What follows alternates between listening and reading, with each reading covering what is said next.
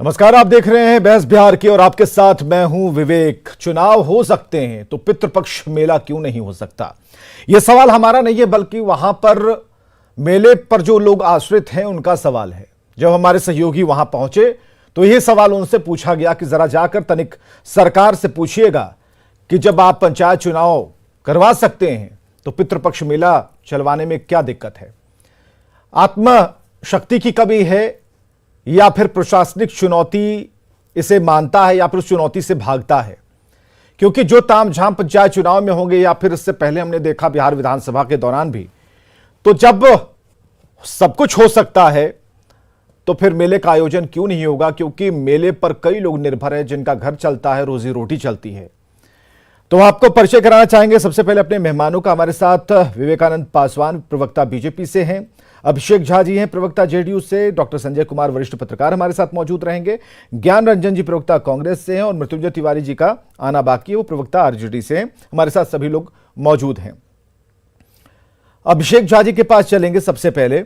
अभिषेक झा जी, सवाल तो वाजिब है, चुनाव हो सकते हैं तो क्या ये मेला नहीं लग सकता?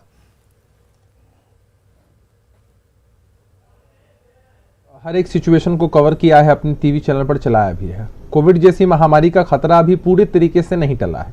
पूरे देश की अगर हम लोग बात करें तो अधिकांश राज्यों में मामले बहुत कम आ रहे हैं। कुछ राज्यों को अपवाद स्वरूप अगर छोड़ दिया जाए, वहां भी सरकारें काम कर रही हैं ताकि हम स्थिति पर पूरी तरीके से काबू पा सकें। उसके बाद चरणबद्ध तरीके से अगर हम दूसरे वेव की बात करें तो बहुत ही भयावह था। दूसरे वेव से पहले विधानसभा के चुनाव बिहार में हुए थे।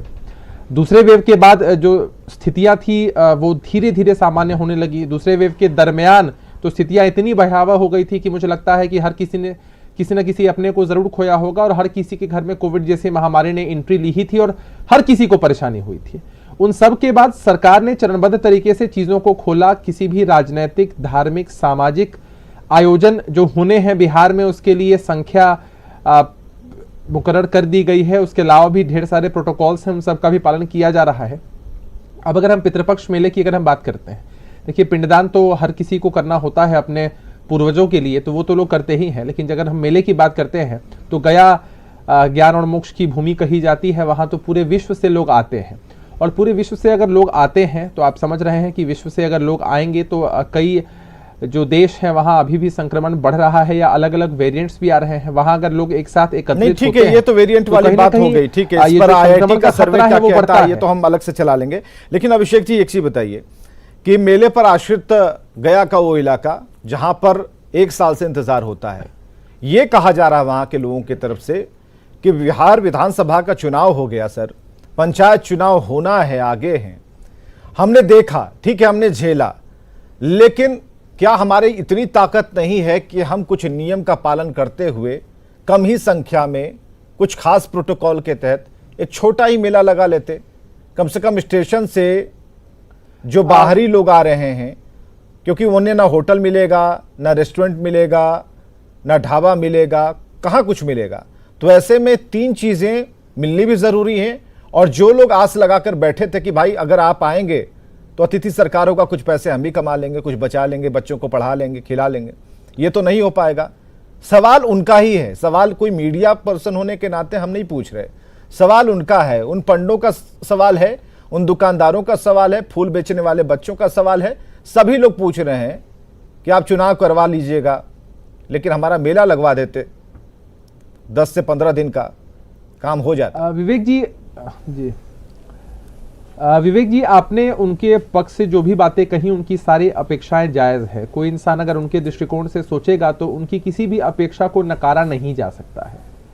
लेकिन बार बार आप जिस बात पर फोकस कर रहे हैं कि विधानसभा का चुनाव हो सकता है, एक तो चुनाव करवाने का जो निर्णय होता है वो चुनाव आयोग की तरफ से सारी स्थितियों की समीक्षा करने के बाद लिया जाता है। बिहार विधानसभा चुनाव की अगर हम लोग बात करें तो वो फर्स्ट वेव जब ऑलमोस्ट कोविड कंट्रोल में आ चुका था पिछले साल नवंबर के महीने में, तब कराया गया था। अगले साल भी मार्च तक स्थितियां उतनी बदतर नहीं हुई थी, लेकिन अप्रैल के बाद से स्थितियां बहुत बदतर हो गई थी। और हर कोई इस बात को जरूर मानेगा कि जो सेकेंड वेव हमारे सामने आया था वो पहले वेव की अपेक्षा कई गुना ज्यादा घातक था। उसके बाद सरकार बहुत सजग है किसी भी निर्णय को लेने के लिए। उनकी अपेक्षाएं जायज हैं, लेकिन जब देश विदेश से इतनी संख्या में लोग आएंगे तो शायद उन मेलों में उस तरह से प्रोटोकॉल का पालन न हो पाए जिसकी समीक्षा भी की होगी क्राइसिस मैनेजमेंट ग्रुप के लोगों ने या सरकार भी। लेकिन एक बात तो तय है कि बिहार की जनता इतनी जागरूक है कि नया रिकॉर्ड बना दिया वैक्सीनेशन लेकर, तो इतनी जागरूक है कि अपने आप को वो संभाल सकती है। ये तो दिखाई दिया पूरे विश्व को कि भाई गुरु ज्ञान की धरती है और यहां हमें ना कोई सिखाए ना चराए। इतना तो तय है कि हम एक नई लाइन, मोटी लाइन, बड़ी लाइन लकीर खींच सकते हैं, कहीं कोई दिक्कत नहीं है। जहां तक कोविड प्रोटोकॉल का सवाल है तो उसका पालन भी करेंगे, लेकिन कुछ ठीक है सरकार अपनी तरफ से ये मजबूरियां हैं उनके सामने गिना दे, प्रशासन वहां जाकर ये कह दे कि भाई हम असहाय हैं, कम से कम रुक जाइए, इस बार रुक जाइए, अगली बार से करवा देंगे। ऐसा कोई प्रोसेस होना चाहिए था। नहीं देखिए भाई, सरकार हो या प्रशासन हो, हम लोग संवेदनशील तो हैं ही ताकि लोगों की बातों को समझ पाए, उनके पक्ष को जान पाए। लेकिन होता क्या है ना विवेक जी, आप ये समझिए कि इतने लंबे समय से लोग इस महामारी को झेल रहे हैं, इतनी सारी कठिनाइयां भी हुई हैं। अगर सरकार सारी चीज़ों की छूट दे दे, कुछ लोग समझदार होते हैं, इसमें कोई दो राय नहीं है, लेकिन अगर कुछ लोग समझदार नहीं होते हैं जिनकी वजह से अगर संक्रमण इस स्तर तक फैल गया तो कल होकर अगर संक्रमण, चलिए कुछ वाली बात ठीक लग रही है थोड़ी आपकी, ये कुछ लोगों की वजह से ही हमने 2020 को देखा है, 2021 चल रहा और ये कुछ लोग हो सकता है कि कोई बड़ा घाव दे सकते हैं हमें।